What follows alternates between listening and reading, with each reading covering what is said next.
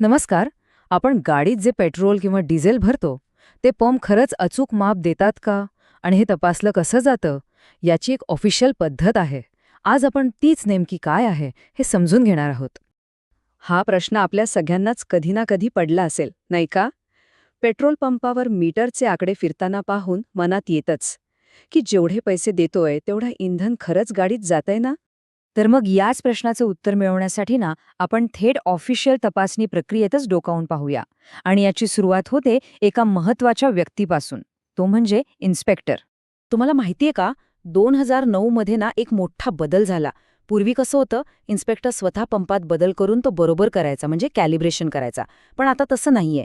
आता इन्स्पेक्टरचं काम फक्त व्हेरीफाय करण्याचं आहे, म्हणजे पंपाच्या मालकाने तो आधीच व्यवस्थित सेट केलाय की नाही हे फक्त तपासायचंय. अच्छा, तर प्रत्यक्ष टेस्ट सुरू होण्याआधी एक पूर्व तपासणी होते. यात काय बघतात, तर पंपाशी कोणी छेडछाड केली आहे का, किंवा त्यावर ज्या ऑफिशियल खुणा, सील्स असायला पाहिजेत त्या व्यवस्थित आहेत की नाही, हे सगळं बारकाईनं तपासलं जातं. आणि ही तपासणी म्हणजे काय, तर पंपावरची ही सगळी माहिती बघणं. हे म्हणजे ना त्या पंपाचं एक प्रकारे टेक्निकल पासपोर्टच आहे. त्यावर मॉडेल नंबर, कोणी बनवलंय, कधी बनवलंय, कमीत कमी किती तेल मोजू शकतो, जास्तीत जास्त किती, हे सगळं काही लिहिलेलं असतं. आणि हे सगळं बरोबर असणं खूप गरजेचं आहे. बरं, ही झाली बाहेरची तपासणी. आता वळूया सगळ्यात महत्वाच्या भागाकडे, प्रत्यक्ष चाचणी.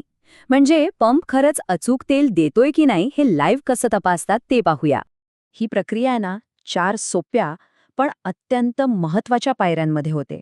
पहिली पायरी, एक अधिकृत 10 लिटरचं माप असतं, ते आतून ओलं करून घेतात. मग पंपाचा फ्लो मॅक्सिमम ठेवून त्यात तेल भरतात.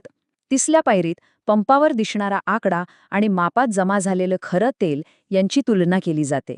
आणि शेवटची पायरी, हीच सगळी प्रक्रिया पंपाचा फ्लो कमीत कमी ठेवून पुन्हा करतात. का? कारण पंप कोणत्याही स्पीडवर चालला तरी तो अचूकच असायला हवा. आता प्रश्न येतो की ठीक आहे, थोडाफार फरक तर असू शकतो नाही का? मग तो किती असायला चालतो? म्हणजे कायद्याने किती फरकाला परवानगी आहे? या सगळ्या चाचणीचा सार एका शब्दात आहे, MPE, म्हणजे मॅक्सिमम परमिसिबल एरर. सोप्या भाषेत जास्तीत जास्त किती चूक माफ आहे याची ही मर्यादा आहे. आता हे MPE कसं ठरवतात? इथे एक गंमत आहे. ते 2 गोष्टी मोजतात. एक म्हणजे जेवढं तेल दिलंय त्याचा 0.5% आणि दुसरी गोष्ट म्हणजे MSVD. मग या दोन्हीपैकी जी रक्कम मोठी असेल ना, ती MPE म्हणून धरली जाते. हे असं का?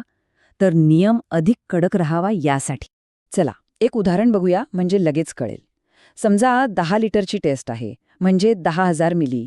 त्याचे 0.5% होतात 50 मिली. आणि दुसरीकडे समजा त्या पंपासाठी MSVD आहे 20 मिली. आता सांगा, 50 आणि 20 मध्ये मोठं काय? बरोबर, 50 मिली.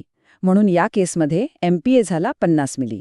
तर सगळ्यात महत्वाची गोष्ट काय, तर 10 लिटर पेट्रोल भरल्यावर त्यात जास्तीत जास्त 50 मिलीलिटरचा फरक असेल तर तो पंप पास होतो. त्यापेक्षा जास्त असेल तर नाही.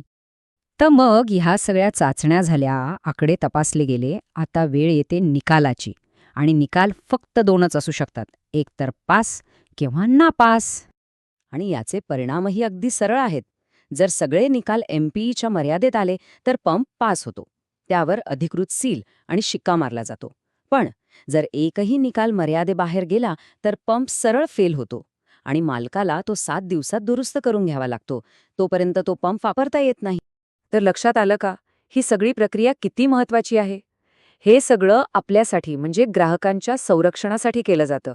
म्हणूनच पुढच्या वेळी पेट्रोल भरताना त्या पंपावर अधिकृत तपासणीचं सील आहे की नाही हे नक्की बघा, कारण तेच सील आपल्या पैशांच्या अचूक मोबदल्याची हमी आहे.